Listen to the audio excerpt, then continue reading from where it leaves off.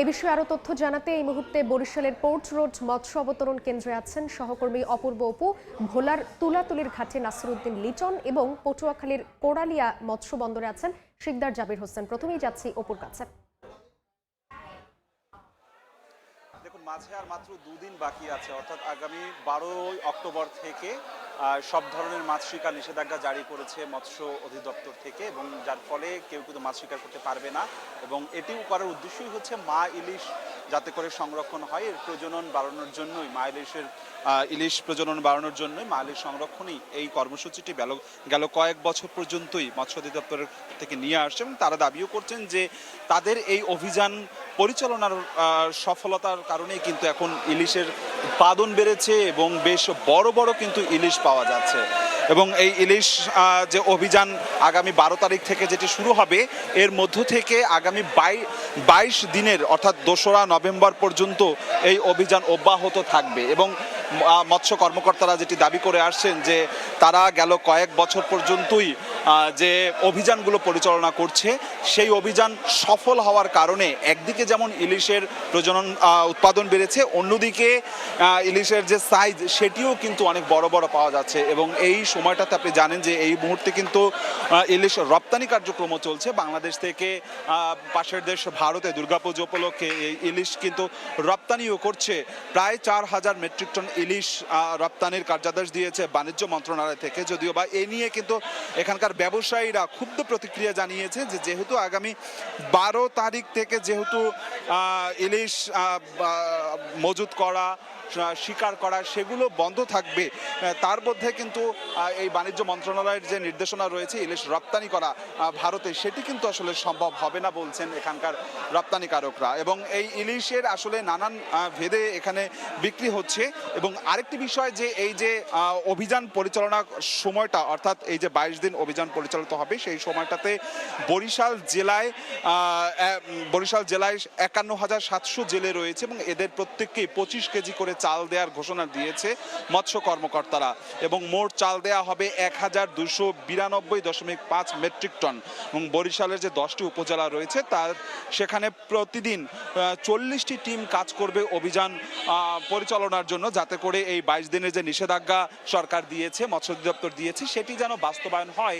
সেই বাস্তবায়নের জন্য 40টি টিম বরিশালের 10টি উপজেলায় কাজ করবে এবং প্রত্যেক জেলে পরিবারকে এই যে আপৎকালীন সময়টাতে 25 কেজি করে চাল সহায়তা দেবে। এবং মৎস্য কর্মকর্তারা দাবি করেছে যে এরই মধ্যে সেই চাল কিন্তু তারা সরবরাহ প্রক্রিয়া শুরু করেছে। যদিও বা জেলেরা বলছে যে তারা আসলে এই যে নিষেধাজ্ঞাদের সময়টি সেটি আসলে সঠিক সময়ে তারা চাল পান না, এমন একটি অভিযোগ করেছেন। এবং সেই 25 কেজি যে চাল দেওয়ার কথা থাকে সেটিও কিন্তু 25 কেজি করে পায় না। এবং সেই চাল নিতে গেলেও কিন্তু যারা জনপ্রতিনিধি রয়েছে তাদের কাছে টাকা দিয়ে কিন্তু চাল নিতে হয়। এ বিষয়ে আমরা আরো তথ্য জানতে চাই। আমাদের পাশের জেলা পটুয়াখালীতে রয়েছে শিকদার জাবির হোসেন, তার কাছে জানবো পটুয়াখালীর জেলেদের এবং সেখানকার ইলিশের খবরাখবর। ইলিশের প্রধান প্রজনন মৌসুমে প্রতি বছরই মৎস্য বিভাগের পক্ষ থেকে নিষেধাজ্ঞা জারি করা হয় 22 দিনের। মা ইলিশ যাতে নির্বিঘ্নে ডিম পারতে পারে সেজন্য এই নিষেধাজ্ঞা জারি করা হয়। এই নিষেধাজ্ঞা শুরু হবে 22 অক্টোবর থেকে, 12 অক্টোবর থেকে শুরু হবে এই নিষেধাজ্ঞা, যার কারণে কিন্তু পটুয়াখালীর উপকূলের যে জেলেপল্লী রয়েছে সেই জেলেপল্লীতে একটা হতাশার ছাপ দেখা গেছে। জেলেরা আমাদেরকে জানিয়েছেন নিষেধাজ্ঞার সময়কালে তাদেরকে সম্পূর্ণরূপে বেকার থাকতে হবে, কারণ নদী এবং সমুদ্রে সব ধরনের মাছ শিকার বন্ধ থাকবে। এ কারণে জেলেদের কোনো কর্ম থাকবে না, জেলেরা সম্পূর্ণ কর্মহীন থাকবে। এই সময়গুলোতে তারা কিভাবে সংসারের ব্যয়ভার বহন করবেন, ছেলেমেয়েদের লেখাপড়ার খরচ বহন করবেন, তা নিয়ে কিন্তু জেলেদের মধ্যে একটা দুশ্চিন্তা দেখা দিয়েছে। এবং জেলেরা তাদের যে দাদনের ঋণ, সেই দাদনের ঋণ কিভাবে তারা পরিশোধ করবেন তা নিয়েও তারা চিন্তিত হয়েছেন। এছাড়াও জেলেরা এই সময়ে কি খাবেন তা নিয়ে তারা কিন্তু চরম হতাশায় রয়েছেন। জেলেরা আমাদেরকে জানিয়েছেন সরকার তাদেরকে যে 25 কেজি করে খাদ্য সহায়তা দেয় 22 দিনের জন্য, তা খুবই কম, তা দিয়ে তাদের সংসার আসলে চালানো দায় হয়ে যায়। আর যে এই যে 25 কেজি চাল দেওয়া হয় সেই চালও সঠিক সময় দেওয়া হয় না। দেখা গেছে নিষেধাজ্ঞার শেষের দিকে এই চাল দেওয়া হয়, সেই সময় আসলে জেলেদের এই চাল কোনো কাজে আসে না। এছাড়াও সব জেলেকে কিন্তু এই নিষেধাজ্ঞার চাল দেওয়া হয় না। আপনারা জানেন যে পটুয়াখালী জেলায় আসলে 84,000 নিবন্ধিত জেলে রয়েছে। এর বাইরেও এ জেলায় অন্তত অর্ধ লাখ জেলে রয়েছে, যেসব জেলেরা সরকারের সব ধরনের সুযোগ সুবিধা থেকে বঞ্চিত হয়। শুধুমাত্র 84,000 যে কার্ডধারী জেলে, এই কার্ডধারী জেলেরা সরকারের খাদ্য সহায়তা পাবেন। আর এর বাইরে যেসব জেলে আছেন মাছ শিকার করে জীবিকা নির্বাহ করেন, এসব জেলেরা কিন্তু খাদ্য সহায়তা পাবে না। কিন্তু তাহলে এই জেলেরা কিভাবে তাদের সংসার চালাবেন তা নিয়ে কিন্তু চরম হতাশা বিরাজ করছে। আপনারা আরেকটা বিষয় জানেন যে গত কয়েকদিন ধরে মৎস্যজীবী মালিক সমিতির নেতাদের পক্ষ থেকে এই যে 22 দিনের নিষেধাজ্ঞা, এই নিষেধাজ্ঞার সময়কাল অক্টোবরের পরিবর্তে 30 অক্টোবর থেকে এই নিষেধাজ্ঞা যাতে শুরু করা হয় সেই দাবি কিন্তু তারা জানিয়েছেন।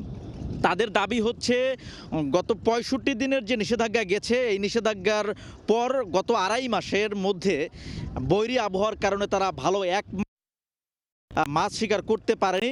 তো সেক্ষেত্রে জেলেদের দিন কিন্তু এখন খুবই কষ্টে কাটছে, কারণ একদিকে নিষেধাজ্ঞার বেড়াজাল, অন্যদিকে বৈরী আবহাওয়া। জেলেরা যখন সাগরে মাছ শিকার করতে যায় বৈরী আবহাওয়ার কারণে কিন্তু তাদেরকে একের পর এক উঠে আসতে হচ্ছে, জাল ফেলে আবার তারা চলে আসছেন। তো এ কারণে জেলেরা দুর্বিষহ দিন পার করছেন। তো পটুয়াখালীর জেলেপল্লী থেকে এতটুকুই ছিল আমার কাছে সবশেষ।